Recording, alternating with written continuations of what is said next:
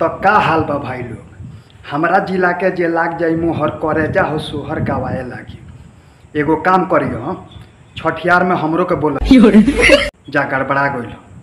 कहे के मतलब इ नु बा भाई लोग, इहो गाना यूट्यूब पर फेसबुक पर बहुत बवाल कइले बा।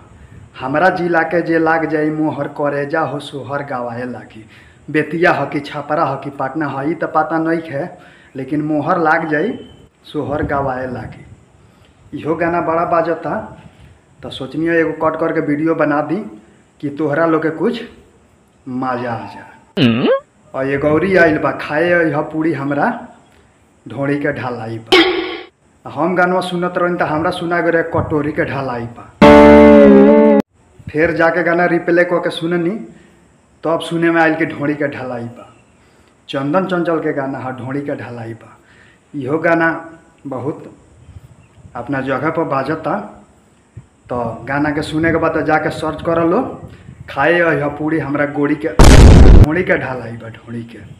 तो इहो गाना अपना जगह पर बवाल कइले बा। अब पहला बेर